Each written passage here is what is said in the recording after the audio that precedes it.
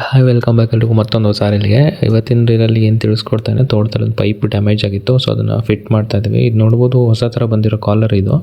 So ಇದಕ್ಕೆ gum ಹಾಕಂಗಿಲ್ಲ, ಏನೂ ಇಲ್ಲ. ಸೊ ಹಾಗೆ ಪೈಪಿಗೆ ಹಾಗೆ ಕೂರ್ಸೋದು ಸಾಕು. ಎರಡು ಕಡೆ ವಾಷರ್ ಥರ ಇರುತ್ತೆ, ಅದು ಬ್ಲಾಕ್ ಆಗುತ್ತೆ ಏರ್ ಆಗಿ, ನಿಮಗೆ ಹೊರಗಡೆಗೆ ನೀರು ಲೀಕ್ ಆಗಿ ಬಿಡೋದಿಲ್ಲ.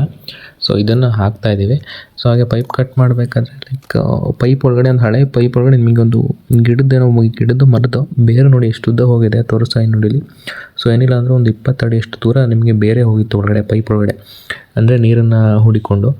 ಸೊ ಈ ಥರ ಕಾಮನಾಗಿ ಆಗುತ್ತೆ, ಯಾವಾಗ ಯೂಸ್ ಮಾಡಲ್ಲ ಬೋರ್ವೆಲ್ನ. ಸೊ ಅವಾಗ ಈ ಪೈಪ್ ಯೂಸ್ ಮಾಡ್ತಿದ್ದಿಲ್ಲ ಅದು. ಸೊ ಹಂಗಾಗಿ ಅದರೊಳಗಡೆ ಫುಲ್ಲು ಹೋಗಿಬಿಟ್ಟಿತ್ತು. ಸೊ ನೋಡಿ ಎಷ್ಟುದ್ದ ಬೇರು ನೀರನ್ನ ಹುಡಿಕೊಂಡು ಹೋಗಿದೆ. ಹಾಗೆ ಕೂಡ ಮಾಮೂಲಿ ಮೆಣಸಾಗಲಿ ಕಾಫಿ ಆಗಲಿ ಹಾಗೆ ಮಳೆ ಬಂತಾ ಇದ್ದಾಗ ಸೊ ಈ ಥರ ಟೈಮಲ್ಲಿ ಬೇರು ಆಳಕ್ಕೆ ಹೋಗುತ್ತೆ. ಸೊ ಇದಾಗಿತ್ತು.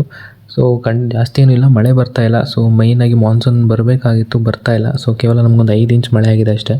ಸೊ ರೀಲ್ ನೋಡ್ತಾ ಇರೋರು ಯಾರು ಎಷ್ಟು ಇಂಚ್ ಮಳೆ ಆಗಿದೆ ಕಮೆಂಟ್ ಮಾಡಿ ನೋಡೋಣ. ಜುಲೈ ಫಸ್ಟ್ ವೀಕಲ್ಲಿ ಏನು ಸ್ವಲ್ಪ ಮಳೆ ಚೆನ್ನಾಗಿ ಆಗುತ್ತೆ ಅಂತ ಹೇಳ್ತಾ ಇದ್ದಾರೆ. ಆದರೆ ಸಾಕು, ಇಲ್ಲಾಂದರೆ ತಿರ್ಗಾ ಮತ್ತೆ ಇರಿಗೇಷನ್ ಮಾಡಬೇಕಾಗತ್ತೆ ಪೆಪ್ಪರಿಗೆ, ಇಲ್ಲ ಕಾಫಿಗೂ ಕೂಡ. ಈ ಸಲ ಕಾಫಿ ಹಣ್ಣು ಬೇಗ ಬರೋ ಚಾನ್ಸಸ್ ಇದೆ. ಏನಕ್ಕೆ ಅಂದರೆ ಈ ಥರ ವೆದರ್ ಇರೋದ್ರಿಂದ, ಬಿಸಿಲು ಮತ್ತು ಮಳೆ ಆಗ್ತಿರೋದ್ರಿಂದ ಹಣ್ಣುಗಳು ಸ್ವಲ್ಪ ಬೇಗ ಬಲಿಯೋ ಚಾನ್ಸಸ್ ಇರುತ್ತೆ.